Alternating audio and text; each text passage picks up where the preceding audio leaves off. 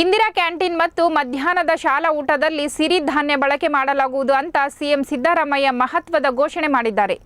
ಬೆಂಗಳೂರಿನ ಕೃಷಿ ಇಲಾಖೆ ಅರಮನೆ ಮೈದಾನದಲ್ಲಿ ಸಿರಿಧಾನ್ಯ ಮತ್ತು ಸಾವಯವ ಅಂತಾರಾಷ್ಟ್ರೀಯ ವಾಣಿಜ್ಯ ಮೇಳ ಉದ್ಘಾಟಿಸಿ ಮಾತನಾಡಿದ ಸಿಎಂ, ನಮ್ಮ ರಾಜ್ಯದ ಜನರು ಮತ್ತು ಶಾಲಾ ಮಕ್ಕಳು ಇನ್ನಷ್ಟು ಸದೃಢವಾಗಿ ಆರೋಗ್ಯವಂತರಾಗಲು ಇಂದಿರಾ ಕ್ಯಾಂಟೀನ್ ಮತ್ತು ಶಾಲಾ ಊಟದಲ್ಲಿ ಸಿರಿಧಾನ್ಯ ಬಳಸುವ ಸಂಬಂಧ ಸದ್ಯದಲ್ಲೇ ಸಂಬಂಧಪಟ್ಟ ಇಲಾಖೆಗಳ ಸಭೆ ಕರೆದು ಚರ್ಚಿಸಿ ತೀರ್ಮಾನಿಸಲಾಗುವುದು ಅಂತ ಘೋಷಿಸಿದರು. ಇನ್ನು ಉತ್ತಮ ಗುಣಮಟ್ಟದ ಸಿರಿಧಾನ್ಯ ಬೀಜ ಉತ್ಪಾದನೆ, ಹೊಸ ತಳಿ ಅಭಿವೃದ್ಧಿ ಹಾಗೂ ಸಿರಿಧಾನ್ಯ ರಫ್ತಿಗೆ ಅನುಕೂಲ ಆಗುವಂತೆ ಸಿರಿಧಾನ್ಯ ಬೆಳೆಗೆ ಪ್ರೋತ್ಸಾಹದಾಯಕವಾಗಿ ಅಗತ್ಯ ಕೇಂದ್ರವನ್ನು ರಾಜ್ಯ ಸರ್ಕಾರ ಸ್ಥಾಪಿಸಲಿದೆ ಅಂತ ಭರವಸೆ ನೀಡಿದರು. ಈ ವೇಳೆ ಕೃಷಿ ಸಚಿವ ಎನ್ ಚೆಲುವರಾಯಸ್ವಾಮಿ, ಕೇಂದ್ರ ಸಚಿವೆ ಶೋಭಾ ಕರಂದ್ಲಾಜೆ, ಪಶುಸಂಗೋಪನಾ ಸಚಿವ ಕೆ ವೆಂಕಟೇಶ್, ಆರೋಗ್ಯ ಸಚಿವ ದಿನೇಶ್ ಗುಂಡೂರಾವ್, ಮುಖ್ಯಮಂತ್ರಿಗಳ ರಾಜಕೀಯ ಸಲಹೆಗಾರರಾದ ಬಿಆರ್ ಪಾಟೀಲ್, ಉತ್ತರ ಪ್ರದೇಶ ಸರ್ಕಾರದ ಕೃಷಿ ಸಚಿವರಾದ ಸೂರ್ಯ ಪ್ರತಾಪ್ ಸಾಹಿ ಹಾಜರಿದ್ದರು. ಸಿರಿಧಾನ್ಯ ಮತ್ತು ಸಾವಯವ ಕೃಷಿ ಪುರಾತನ ಕಾಲದಿಂದ ಕೂಡ ಮಾಡ್ಕೊಂಡು ಬರ್ತಾ ಇದ್ದೀವಿ. ಬಹುಶಃ ಸಿರಿಧಾನ್ಯಗಳನ್ನೇ ಮನುಷ್ಯ ವ್ಯವಸಾಯ ಮಾಡಲಿಕ್ಕೆ ಪ್ರಾರಂಭ ಮಾಡಿದ ಮೇಲೆ ದೇಶದ ಅನೇಕ ಭಾಗಗಳಲ್ಲಿ, ಕರ್ನಾಟಕದಲ್ಲೂ ಕೂಡ ಸಿರಿಧಾನ್ಯಗಳನ್ನು ನಾವು ಬೆಳೀತಾ ಇದ್ದೀವಿ. ಸಿರಿಧಾನ್ಯಗಳು ಮೊದಲು ಇವುಗಳನ್ನು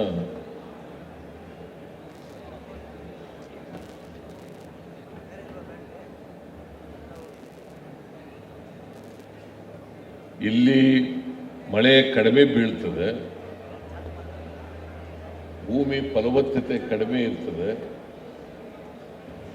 ಅಂಥ ಪ್ರದೇಶಗಳಲ್ಲಿ ಇವುಗಳನ್ನು ಬೆಳಿಬೋದು.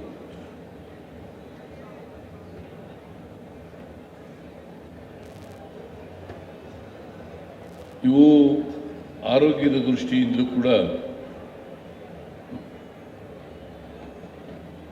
ಬಹಳ ಉತ್ತಮವಾದಂಥ ಆಹಾರ ಧಾನ್ಯ ಅಂತೇಳಿ ನಾನು ಭಾವಿಸ್ಕೊಂಡಿದ್ದೇನೆ. United Nations food and agricultural organization ಅಂತ ಇದೆ.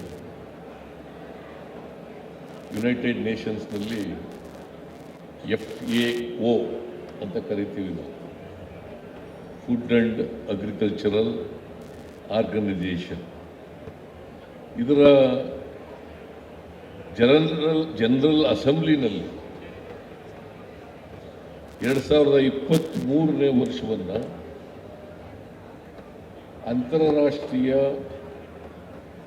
ಸಿರಿಧಾನ್ಯ ವರ್ಷ ಅಂತೇಳಿ ಮಾಡಬೇಕು ಅಂತೇಳಿ ತೀರ್ಮಾನ ಮಾಡ್ತಾರೆ.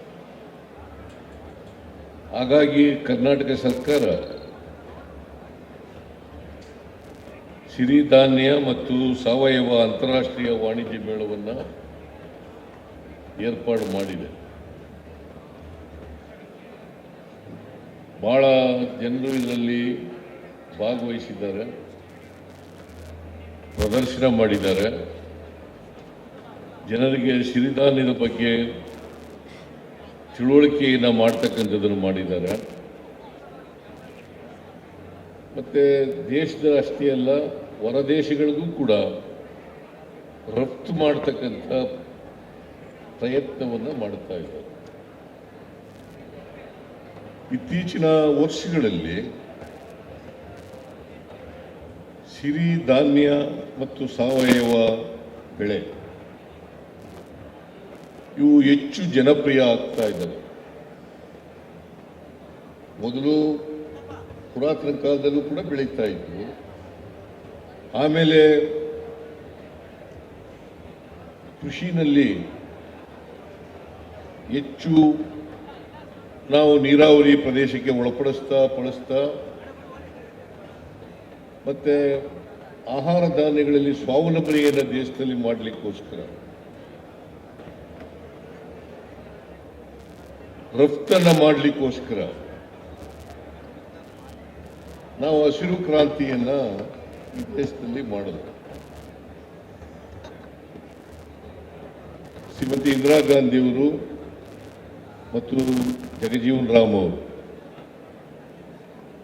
ಇವರಿಬ್ಬರು ಜಗಜೀವನ್ ರಾಮ್ ಅವರು ಕೃಷಿ ಸಚಿವರಾಗಿದ್ದಂಥ ಸಂದರ್ಭದಲ್ಲಿ, ಶ್ರೀಮತಿ ಇಂದಿರಾ ಗಾಂಧಿ ಅವರು ಪ್ರಧಾನಮಂತ್ರಿ ಆಗಿದ್ದಂಥ ಸಂದರ್ಭದಲ್ಲಿ ಆಹಾರದಲ್ಲಿ ದೇಶ ಸ್ವಾವಲಂಬನೆಯನ್ನು ಪಡೆಯಬೇಕು. ಭಾರತ ದೇಶ ದೊಡ್ಡ ದೇಶ, ಕೃಷಿ ಪ್ರಧಾನವಾದಂಥ ದೇಶ. ಹೆಚ್ಚು ಜನ ರೈತರು ಕೃಷಿ ಮೇಲೆ ಅವಲಂಬನೆ ಆಗಿದ್ದಾರೆ, ಕೃಷಿ ಕಾರ್ಮಿಕರು ಅವಲಂಬನೆ ಆಗಿದ್ದಾರೆ. ಇಂತಹ ದೇಶದಲ್ಲಿ ಸ್ವಾವಲಂಬನೆ ಅತ್ಯಂತ ಅವಶ್ಯ ಅಂತಕ್ಕಂಥದ್ದನ್ನು ಮನಗಂಡು ಅವತ್ತು ಹಸಿರು ಕ್ರಾಂತಿಯನ್ನ ಮಾಡಲು, ಹಸಿರು ಕ್ರಾಂತಿಯ ಮೂಲಕ ದೇಶ ಇವತ್ತು ಆಹಾರದಲ್ಲಿ ಸ್ವಾವಲಂಬನೆಯನ್ನ ಸಾಧಿಸಿದ್ದೀವಿ. ಭಾರತ ದೇಶ ಹೆಚ್ಚು ಜನಸಂಖ್ಯೆ ಇರ್ತಕ್ಕಂಥ ದೇಶ ಇವತ್ತು. ಬಹುಶಃ ಜಗತ್ತಿನಲ್ಲೇ ಇವತ್ತು ನಂಬರ್ 1 ಸ್ಥಾನಕ್ಕೆ ಹೋಗಿದ್ದೀವಿ. ಜನಸಂಖ್ಯೆಯಲ್ಲಿ we are number 1 country. China ಮೊದಲನೇ ಸ್ಥಾನದಲ್ಲಿತ್ತು, ಆಮೇಲೆ ನಾವು 2ನೇ ಸ್ಥಾನದಲ್ಲಿದ್ದು, ಈಗ ಚೈನಾವನ್ನೂ ಕೂಡ ಹಿಂದಿಕ್ಕಿ 1ನೇ ಸ್ಥಾನಕ್ಕೆ ಹೋಗಿದ್ದೀವಿ. ಸೊ ಹಾಗಾಗಿ 140 ಕೋಟಿಗೂ ಹೆಚ್ಚು ಜನಸಂಖ್ಯೆ ಇರ್ತಕ್ಕಂಥ ದೇಶ. ಈ ದೇಶದಲ್ಲಿ ಎಲ್ರಿಗೂ ಕೂಡ ಆಹಾರ ಒದಗಿಸ್ಕೊಡ್ಬೇಕಾಗಿರ್ತಕ್ಕಂಥದ್ದು ಕೇಂದ್ರ ಮತ್ತು ರಾಜ್ಯ ಸರ್ಕಾರಗಳ ಕರ್ತವ್ಯ ಅಂತಕ್ಕಂಥದ್ದನ್ನು ಅರ್ಥ ಮಾಡಬೇಕಾಗ್ತದೆ. ಅದಕ್ಕೋಸ್ಕರ ಹಸಿರು ಕ್ರಾಂತಿ ಆಯಿತು. ಹಸಿರು ಕ್ರಾಂತಿ ಮಾಡುವಾಗ ಹೆಚ್ಚು ರಾಸಾಯನಿಕಗಳನ್ನು ಬಳಸ್ತಕ್ಕಂಥ ಪ್ರಯತ್ನ ಆಯಿತು.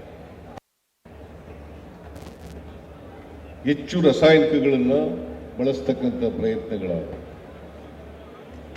ಈಗ ಹೆಚ್ಚು ರಾಸಾಯನಿಕಗಳನ್ನು ಬಳಸೋದ್ರಿಂದ ಸಾವಯವ ಕೃಷಿ ಕಡಿಮೆ ಆಯ್ತಾ ಬಂತು. ಈಗ ಮತ್ತೆ ಚಿಂತನೆ ನಡೀತಾ ಇದೆ ದೇಶದಲ್ಲಿ, ಸಾವಯವ ಕೃಷಿಯನ್ನು ಮತ್ತೆ ಮಾಡಬೇಕು. ಅದಕ್ಕೋಸ್ಕರ ನಾವು 2004ರಲ್ಲಿ ನಮ್ಮ ರಾಜ್ಯದಲ್ಲಿ ಸಾವಯವ ಕೃಷಿ ನೀತಿಯನ್ನು ಅಳವಡಿಸ್ಕೊಳ್ತಕ್ಕಂಥ ಪ್ರಯತ್ನವನ್ನು ಮಾಡಿದ್ವಿ 2004ರಲ್ಲಿ. ಆಮೇಲೆ 2017ರಲ್ಲಿ ಪರಿಷ್ಕೃತ ಸಾವಯವ ಕೃಷಿ ನೀತಿಯನ್ನು ಘೋಷಣೆ ಮಾಡಿದ್ರು. ಸೊ ಹಾಗಾಗಿ ಅವತ್ತಿನಿಂದ ಇವತ್ತಿನವರೆಗೆ ಸಾವಯವ ಕೃಷಿಗೆ ಹೆಚ್ಚು ಒತ್ತು ಕೊಡ್ತಕ್ಕಂಥ ಕೆಲಸವನ್ನು ರಾಜ್ಯ ಸರ್ಕಾರ ಮಾಡ್ತಾ ಇದೆ ಅಂತಕ್ಕಂಥದ್ದನ್ನು ಕೂಡ ಹೇಳಲಿಕ್ಕೆ ಬಯಸ್ತಾ ಇದೆ.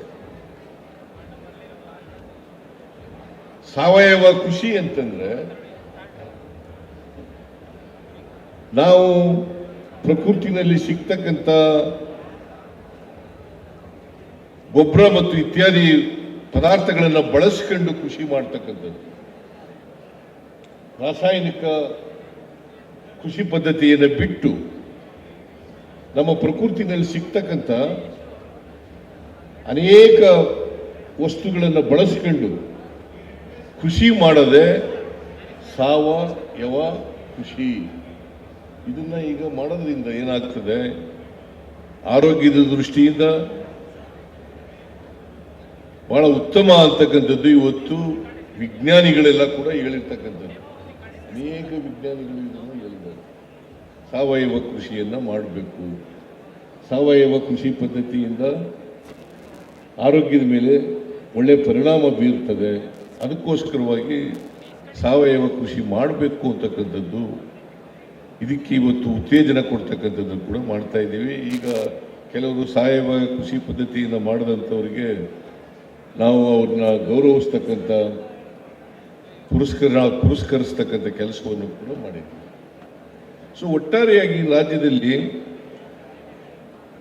ಸಾವಯವ ಕೃಷಿ ಇವತ್ತು ರಾಗಿ ಇರ್ಬೋದು, ಜೋಳ ಇರ್ಬೋದು, ಸಾಮೆ ಇರ್ಬೋದು, ಆರ್ಕ ಇರ್ಬೋದು.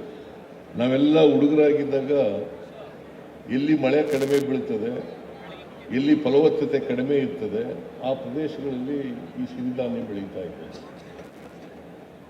ಈ ಸಿರಿಧಾನ್ಯಗಳ ಊಟ ಕೂಡ ಒಂದು ವರ್ಷದಲ್ಲಿ 1 ತಿಂಗಳು, 2 ತಿಂಗಳು, 3 ತಿಂಗಳು ಈ ಥರ ಎಲ್ಲ ಊಟ ಮಾಡ್ತಕ್ಕಂಥದ್ದು ಕೂಡ ಮಾಡ್ತಾ ಇದೆ. ಈಗ ವಿಜ್ಞಾನ ಬೆಳೆದಿರೋದ್ರಿಂದ ಸಿರಿಧಾನ್ಯಗಳ ಮೂಲಕ ಬಹಳ ಉತ್ತಮ ರೀತಿಯಲ್ಲಿ ರುಚಿಕರವಾದಂಥ ಆಹಾರ ಪದಾರ್ಥಗಳನ್ನು ತಯಾರು ಮಾಡ್ತಕ್ಕಂಥದ್ದು, ಆಹಾರವನ್ನು ತಯಾರು ಮಾಡ್ತಕ್ಕಂಥದ್ದು, ಜೊತೆಗೆ ಇದರಲ್ಲಿ ಸಾರಜನಕ, ನಾರಿನಂಶ, ವಿಟಮಿನ್ಗಳು, ಲವಣಗಳು ಹೆಚ್ಚು ಇರ್ತಕ್ಕಂಥದ್ದು. ಈ ಸಿರಿಧಾನ್ಯಗಳಲ್ಲಿ ಸಾರಜನಕ, ನಾರಿನಾಂಶ, ವಿಟಮಿನ್ಗಳು ಮತ್ತು ಲವಣಗಳು, ಎಲ್ಲ ಖನಿಜಗಳು ಎಲ್ಲ ಕೂಡ ಇರ್ತವೆ. ಇವೆಲ್ಲವೂ ಕೂಡ ಶರೀರಕ್ಕೆ ಬೇಕಾಗ್ತದೆ. ಇತ್ತೀಚಿನ ವರ್ಷಗಳಲ್ಲಿ ಬಹಳ ಜನರು ಈ ರಾಸಾಯನಿಕಗಳಿಂದ ಅನೇಕ ರೋಗಗಳಿಗೆ ತುತ್ತಾಗ್ತಕ್ಕಂಥದ್ದನ್ನು ಕೂಡ ನಾವು ನೋಡ್ತಾ ಇದ್ದೀವಿ. ಇತ್ತೀಚಿನ ರಕ್ತದ ಒತ್ತಡ ಇರ್ಬೋದು, ಕ್ಯಾನ್ಸರ್ ಇರ್ಬೋದು, ಡಯಾಬಿಟಿಕ್ ಕಾಯಿಲೆ ಇರ್ಬೋದು, ಹೃದಯ ಸಂಬಂಧಿತ ಕಾಯಿಲೆಗಳಿರ್ಬೋದು, ಈ ಥರದ ಅನೇಕ ಕಾಯಿಲೆಗಳು ಕೂಡ ಇವರಿಂದಲೇ ಬರ್ತವೆ ಅಂತಲ್ಲ, ರಾಸಾಯನಿಕ ಪದಾರ್ಥಗಳನ್ನು ಬಳಸೋದ್ರಿಂದಲೇ ಬರ್ತವೆ ಅಂತಲ್ಲ, ಅವು ಕೂಡ ಕಾರಣ. ಸೊ ಈ ಕಾರಣದಿಂದ ಕರ್ನಾಟಕ ರಾಜ್ಯ ಹೆಚ್ಚು ಒತ್ತು ಕೊಡ್ತಕ್ಕಂಥ, ಅದಕ್ಕೋಸ್ಕರ ಒಂದು ನೀತಿಯನ್ನೇ ಮಾಡಿ ಆ ನೀತಿಯನ್ನು ರೈತರಿಗೆ ಸಹಾಯ ಮಾಡ್ತಕ್ಕಂಥ ಕೆಲಸವನ್ನು ಮಾಡ್ತಕ್ಕಂಥದ್ದನ್ನು ಮಾಡಿದ್ದೀವಿ. ಈಗ ಶೋಭಾ ಕರಂದ್ಲಾಜೆಯವರು ಹೇಳ್ತಾ ಇದ್ರು ಪಕ್ಕದಲ್ಲಿ ಕೂತಿದ್ದಾಗ, ಕೇಂದ್ರ ಸರ್ಕಾರನೂ ಕೂಡ ಸಹಾಯ ಮಾಡ್ತದೆ. ನೀವು ಒಂದು ಅನೇಕ ಜನ ವಿದೇಶಿಯರು ರಾಗಿ ಅವರಿಗೆ ಕ್ವಾಲಿಟಿ ಸೀಡ್ಸ್ ಸಿಕ್ಕಲಿಲ್ಲ ಅಂತಕ್ಕಂಥ ಮಾತುಗಳನ್ನು ಹೇಳ್ತಾ ಇದ್ದಾರೆ. ನಾನು ಕೃಷಿ ಕಾರ್ಯದರ್ಶಿಗಳಿಗೆ ಹೇಳಿದ್ದೀನಿ, ರಾಗಿ ಬೆಳಿಬೇಕು. ಸೊ ಎಂಥ ರಾಗಿ ಬೆಳಿಬೇಕು ಅಂತಂತಂದ್ರೆ, ಯಾಕಂತಂದರೆ ನಾವು ರಾಗಿನ ಕರ್ನಾಟಕದಲ್ಲಿ 8 ಲಕ್ಷಕ್ಕೂ ಹೆಚ್ಚು ಹೆಕ್ಟೇರ್ ಪ್ರದೇಶಗಳಲ್ಲಿ ಬೆಳೀತಾ ಇದ್ದೀವಿ ಅಲ್ಲ. 8 ಲಕ್ಷಕ್ಕೂ ಹೆಚ್ಚು ಹೆಕ್ಟೇರ್ಗಳಲ್ಲಿ ರಾಗಿ ಬೆಳೀತಾ ಇದ್ದೀವಿ. ಜೋಳ ಸುಮಾರು 5 ಲಕ್ಷ ಹೆಕ್ಟೇರ್ಗೂ ಕೂಡ ಹೆಚ್ಚು ಪ್ರದೇಶದಲ್ಲಿ ಬೆಳೀತಾ ಇದ್ದೀವಿ. ಸಜ್ಜೆ ಬೆಳೀತಾ ಇದ್ದೀವಿ, ಸುಮಾರು 1,31,000 ಹೆಕ್ಟೇರ್ ಪ್ರದೇಶದಲ್ಲಿ ಸಜ್ಜೆ ಬೆಳೀತಾ ಇದ್ದೀವಿ. ಇನ್ನು ಅನೇಕ ಇಡೀ ಕರ್ನಾಟಕದಲ್ಲಿ ಈ ಎಲ್ಲ ಬೆಳೆಗಳನ್ನು, ರಾಗಿ, ಜೋಳ, ಬೇರೆ ಸಿರಿಧಾನ್ಯಗಳು ಇವೆಲ್ಲವೂ ಸೇರಿ ಸುಮಾರು 20 ಲಕ್ಷ ಟನ್ ಈ ಸಿರಿಧಾನ್ಯಗಳನ್ನು ಬೆಳೀತಾರೆ. ಅಗ್ರಿಕಲ್ಚರ್ ಡಿಪಾರ್ಟ್ಮೆಂಟ್ ಯಾರು? ಅಗ್ರಿಕಲ್ಚರ್ ಡಿಪಾರ್ಟ್ಮೆಂಟ್ ಡೈರೆಕ್ಟರ್ ಯಾರು? ಸುಮಾರು 20 ಲಕ್ಷ ಟನ್ಗಳಷ್ಟು ಈ ಆಹಾರ ಪದಾರ್ಥಗಳನ್ನು ಬೆಳೀತಾ ಇದ್ದಾರೆ. ಅದರಲ್ಲಿ ವಿದೇಶಗಳಿಗೆ ರಫ್ತು ಮಾಡ್ತಕ್ಕಂಥ, ವಿದೇಶದಲ್ಲಿ ಬೆಳೀತಕ್ಕಂಥ ಸೀಡ್ಸ್ ಇದೆಯಲ್ಲ, ಅದನ್ನು ಕೂಡ ಬೆಳೀತಕ್ಕಂಥದ್ದನ್ನು ಮಾಡಬೇಕು ಅಂತ ಹೇಳಿದ್ದೀನಿ. ಮುಂದಿನ ವರ್ಷದಿಂದ ಇದನ್ನು ಬೆಳೀತೇವೆ ಮತ್ತು ಹೊರ ದೇಶಗಳಿಗೆ ರಫ್ತು ಮಾಡ್ತಕ್ಕಂಥದ್ದನ್ನು ಕೂಡ ಮಾಡ್ತೀವಿ. ಅದಕ್ಕೆ ಒಂದು ಶೆಲ್ ಕೂಡ ಮಾಡ್ತೀವಿ. ಅದಕ್ಕೆ ಕೃಷಿ ಸಚಿವರು, ಕೇಂದ್ರದ ಕೃಷಿ ಸಚಿವಾಲಯ ಕೂಡ ಸಹಾಯ ಮಾಡ್ತದೆ.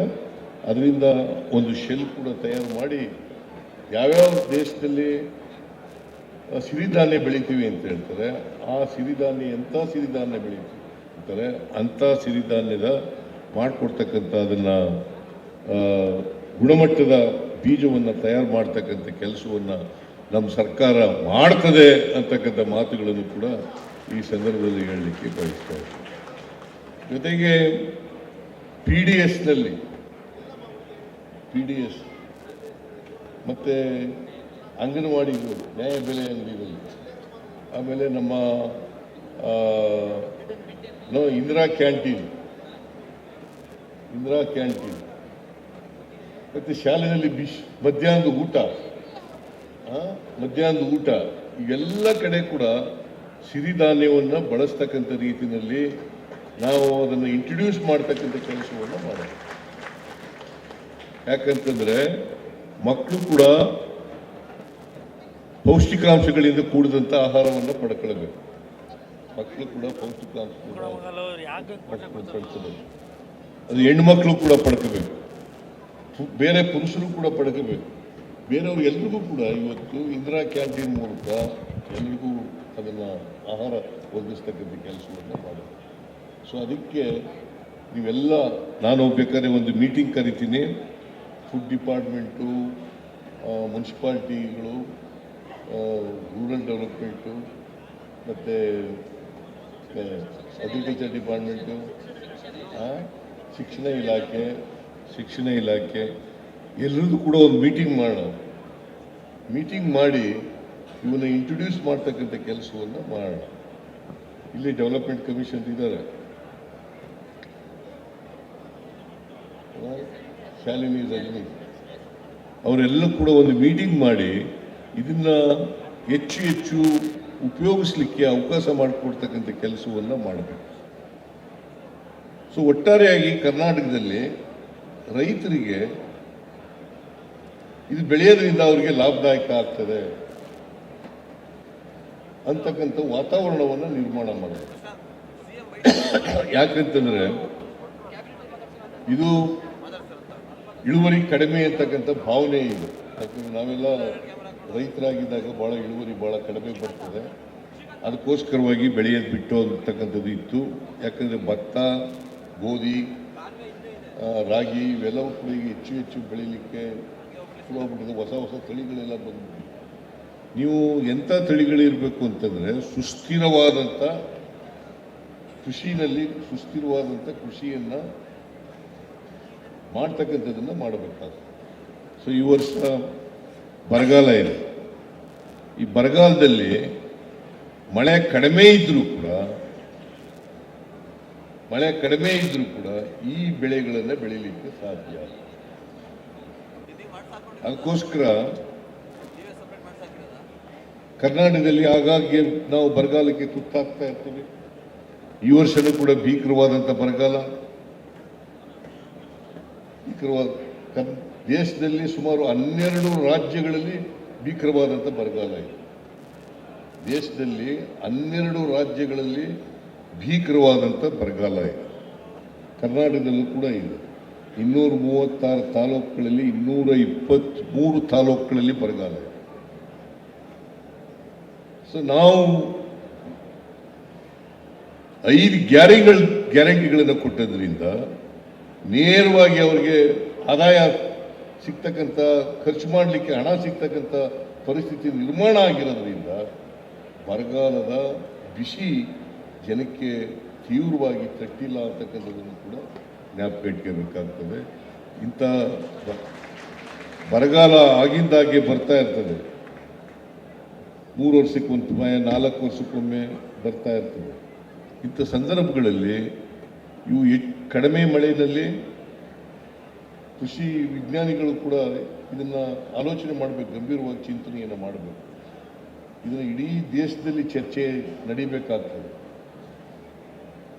ಕಡಿಮೆ ಮಳೆಯಲ್ಲಿ, ಕಡಿಮೆ ನೀರಿನಲ್ಲಿ ಯಾವ ಬೆಳೆಯನ್ನು ಬೆಳೀಲಿಕ್ಕೆ ಸಾಧ್ಯ ಆಗ್ತದೆ, ಎಂಥ ಬೆಳೆಗಳನ್ನು ರೈತರು ಬೆಳೀಬೇಕು, ಇಂಥ ಸಂದರ್ಭ ಅಂತಕ್ಕಂಥ ರೀತಿಯಲ್ಲಿ ರೈತರಿಗೆ ಜ್ಞಾನ ಸಿಗಬೇಕು, ರೈತರಿಗೆ ತಲುಪಬೇಕು. ಯಾಕಂತಂದರೆ ನಾವು ಲ್ಯಾಬೊರೇಟರಿನಲ್ಲಿ ಏನೇ ಹೊಸ ತಳಿಗಳನ್ನು ನಾವು ಮಾಡಿದ್ರು ಕೂಡ ಆ ಹೊಸ ತಳಿಗಳು ರೈತರಿಗೆ ಪರಿಚಯ ಆಗ್ತದೆ. ಲ್ಯಾಬೊರೇಟರಿನಲ್ಲಿ ಇದರ ಪ್ರಯೋಜನ ಆಗುತ್ತೆ. ಲ್ಯಾಬ್ ಟು ಲ್ಯಾಂಡ್ ಅಂತ ನಾವು ಹೇಳ್ತೀವಿ. ಲ್ಯಾಬ್ ಟು ಲ್ಯಾಂಡ್, ಆ ಲ್ಯಾಬ್ ಟು ಲ್ಯಾಂಡ್ ಆಗಬೇಕು, ಮತ್ತು ಲ್ಯಾಂಡ್ ಟು ಲ್ಯಾಬ್ ಬರಬೇಕು. ಮೊದಲು ಲ್ಯಾಬ್ ಟು ಲ್ಯಾಂಡ್, ಆಮೇಲೆ ಲ್ಯಾಂಡ್ ಟು ಲ್ಯಾಬ್. ಇದು ಆದಾಗ ಮಾತ್ರ ನಾವು ಕೃಷಿಯನ್ನು ಸುಸ್ಥಿರವಾಗಿ ಬೆಳೀಲಿಕ್ಕೆ ಮತ್ತು ಮಾಡಲಿಕ್ಕೆ ಸಾಧ್ಯ ಆಗ್ತದೆ ಅಂತಕ್ಕಂಥ ಮಾತುಗಳನ್ನು ಈ ಸಂದರ್ಭದಲ್ಲಿ ಹೇಳಲಿಕ್ಕೆ ಬಯಸ್ತಾ ಇದ್ದೇನೆ. ಆದ್ದರಿಂದ ಆ ದಿಕ್ಕಿನಲ್ಲಿ, ಯಾಕಂದರೆ ಇವತ್ತಿಗೂ ಕೂಡ ಶೇಕಡ 60% ಕೃಷಿ ಮೇಲೆ ಅವಲಂಬನೆ.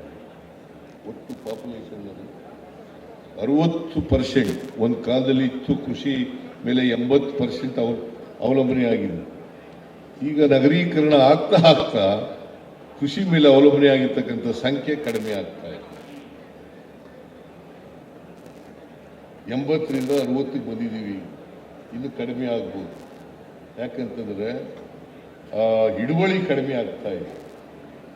ಆ ಹಿಡುವಳಿ ಕಡಿಮೆ ಆಗ್ತಾ ಇರೋದ್ರಿಂದ ನಾವು ಕಮ್ಮಿ ಹಿಡುವಳಿನಲ್ಲೇ ಹೆಚ್ಚು ಬೆಳಿಲಿಕ್ಕೆ ಸಾಧ್ಯ ಹೇಗೆ ಅಂತಕ್ಕಂಥದ್ದು ಕೂಡ ವಿಚಾರ ಮಾಡಬೇಕು. ಕಮ್ಮಿ ಹಿಡುವಳಿನಲ್ಲಿ ನಾವು ಮಲ್ಟಿ ಕ್ರಾಪ್ಸ್ ಬೆಳೀತಕ್ಕಂಥದ್ದು, ಸಿರಿಧಾನ್ಯಗಳನ್ನು ಕೂಡ ಬೆಳೀತಕ್ಕಂಥದ್ದು ಹೇಗೆ ಅಂತಕ್ಕಂಥದ್ದು ಕೂಡ ಕೃಷಿ ಇಲಾಖೆಯವರು, ಕೃಷಿ ಯೂನಿವರ್ಸಿಟಿಗಳು ಅವರು ಇದನ್ನು ರಿಸರ್ಚ್ ಮಾಡಬೇಕು. ರಿಸರ್ಚ್ಗೆ ಹೆಚ್ಚು ಒತ್ತು ಕೊಡಬೇಕು. ವಿಶ್ವವಿದ್ಯಾನಿಲಯಗಳು ರಿಸರ್ಚ್ಗೆ ಹೆಚ್ಚು ಒತ್ತು ಕೊಡ್ತಕ್ಕಂಥ ಕೆಲಸವನ್ನು ಮಾಡಬೇಕು. ಆಗ ಮಾತ್ರ ಕೃಷಿ ಸುಸ್ಥಿರವಾಗಿ ಬೆಳೆಸಲಿಕ್ಕೆ ಸಾಧ್ಯ. ಇದನ್ನು ಪ್ರತಿಯೊಂದು ಯೂನಿವರ್ಸಿಟಿನಲ್ಲೂ ಕೂಡ ಕೃಷಿ ಇಲಾಖೆ ಈ ದಿಕ್ಕಿನಲ್ಲಿ ಕೆಲಸ ಮಾಡಲಿ ಅಂತೇಳಿ ನಾನು ಸೂಚಿಸಲಿಕ್ಕೆ ಬಯಸ್ತಾ ಇದ್ದೇನೆ. ಇವತ್ತು ಈ ಅಂತಾರಾಷ್ಟ್ರೀಯ ಸಿರಿಧಾನ್ಯ ಮತ್ತು ಸಾವಯವ ಕೃಷಿ ಮೇಳವನ್ನು ಭಾಳ ಅಚ್ಚುಕಟ್ಟಾಗಿ ಭಾಳ ಚೆನ್ನಾಗಿ ಮಾಡಿದ್ದೀರಿ. ಅದಕ್ಕೋಸ್ಕರ ಚಲುವರಾಯಸ್ವಾಮಿ ಅವರಿಗೆ ಮತ್ತು ಎಲ್ಲ ಕೃಷಿ ಅಧಿಕಾರಿಗಳಿಗೆ, ಕೃಷಿ ಇಲಾಖೆ ಅಧಿಕಾರಿಗಳಿಗೆ, ಎಲ್ಲ ವೈಸ್ ಚಾನ್ಸಲರ್ಗಳೆಲ್ಲ ಬಂದಿದ್ದಾರೆ ಇಲ್ಲಿ.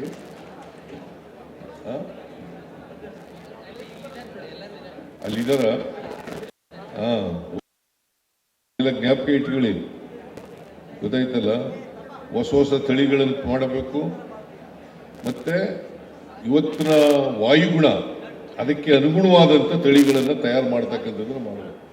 ಅದಕ್ಕೆ ಹೆಚ್ಚು ಒತ್ತು ರಿಸರ್ಚ್ಗೆ ನೀವು ಇದು ಕೊಡ್ತಕ್ಕಂಥದ್ದನ್ನು ಮಾಡಬೇಕು.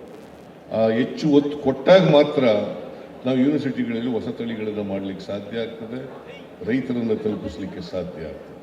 ರೈತರು ಅವುಗಳನ್ನು ಅಳವಡಿಸ್ಕೊಂಡಾಗ ಮಾತ್ರ ಅವರು ಕೂಡ ಆರ್ಥಿಕವಾಗಿ ಬೆಳಿಲಿಕ್ಕೆ ಸಾಧ್ಯ ಆಗ್ತದೆ ಮತ್ತು ಕೃಷಿ ಮೇಲೆ ಅವಲಂಬನೆಯಾಗಿ ಉಳಿಲಿಕ್ಕೆ ಸಾಧ್ಯ ಆಗ್ತದೆ.